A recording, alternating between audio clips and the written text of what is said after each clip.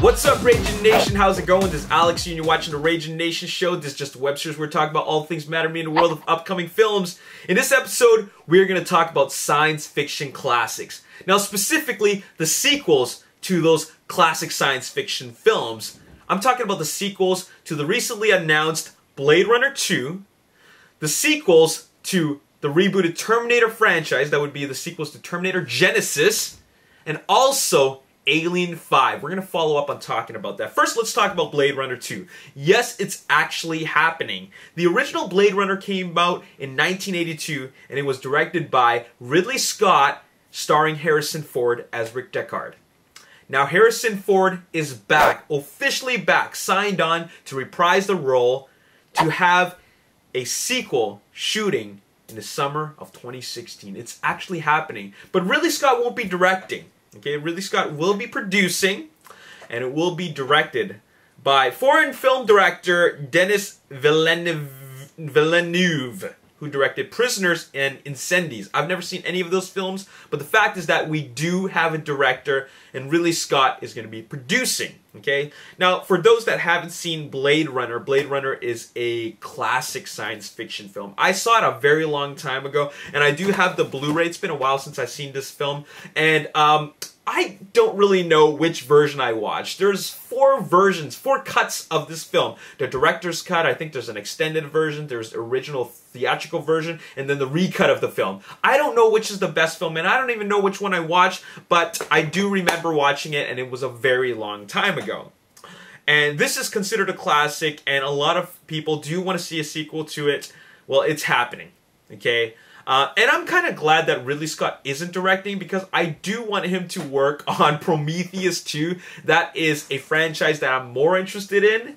I am interested in Blade Runner, the sequel, but I would rather watch, I would rather want to see Ridley Scott direct Prometheus 2. Okay, and that's probably why he's only serving as a producer as opposed to a director. Moving on to another science fiction classic science fiction franchise, Terminator, specifically the reboot Terminator Genisys, actually has sequels that are going to be happening, okay? I can't confirm 100% if they're actually going to happen, but they're at least on the slate of the studios, okay? Hold on one second. Hello. Okay, bye.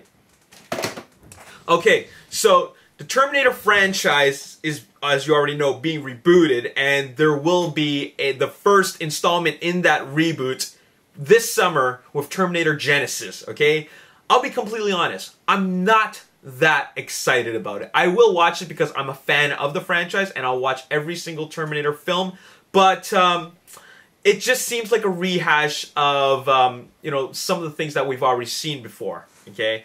They're just going to change it up a little bit. And it is officially official that Arnold Schwarzenegger is actually signed on for Terminator Genisys 2 and 3, which are possibly going to shoot back to back.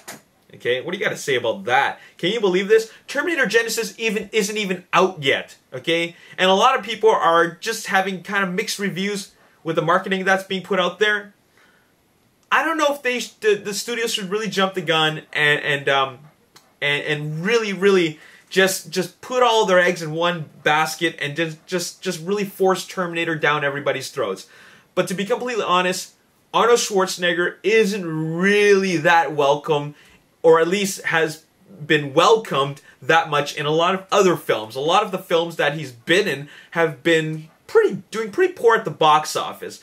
I think that Arnold Schwarzenegger needs that franchise pull for his films to generate big box office dollars. I mean, Expendables was doing all right, especially internationally, and to have him back in a Terminator role, you know what? I think that it'll be good enough, okay? You know, to have him back. But The Last Stand, while I thought that was a great film, it just didn't do a whole lot of money, okay? So, I mean, he's looking for that big starring vehicle for his comeback, and his comeback has been pretty rocky, but maybe Terminator will be those films.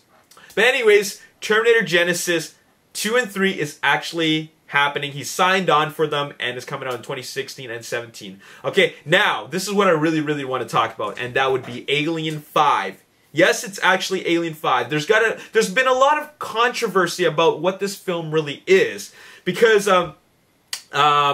I think that a lot of the media, entertainment media, has really been twisting Neil Blomkamp's quotes.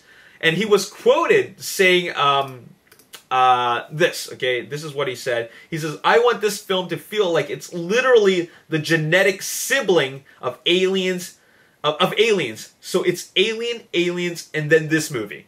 Okay? Now, because of that, you automatically want to assume that Neil Blomkamp is ignoring Alien 3 and Alien Resurrection. And I can understand why people would believe that. First of all, it's this quote, and second, Alien 3 and Alien Resurrection were really not that great to begin with. I thought that Alien Resurrection had no direction. It was a mess.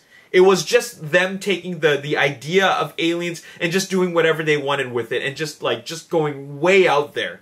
Okay, as for Alien 3, yeah, it introduced some new ideas, but it kind of took away from the core and the foundation of what Alien really was all about. Okay, you know, I thought it was okay at best, but Alien Resurrection was quite a mess, and because of that, a lot of you know, entertainment websites are really twisting this quote, putting up headlines saying that Neil Blomkamp is going to make an Alien film which is going to ignore Alien 3 and Alien Resurrection. And, you know, that sounds like a great thing. That sounds like a very positive thing. That sounds like something that the fans would want. Okay? But Neil Blomkamp actually responded back, and he said that, I'm going to read this quote, "My favorites are the first two films, okay? So I want to make a film that's connected to Alien and Aliens. That's my goal. I'm not trying to undo Alien 3 or Alien Resurrection. I just wanted it to be connected to Alien 1 and 2, okay? That still could mean that he's planning to make a film that's connected directly to Aliens.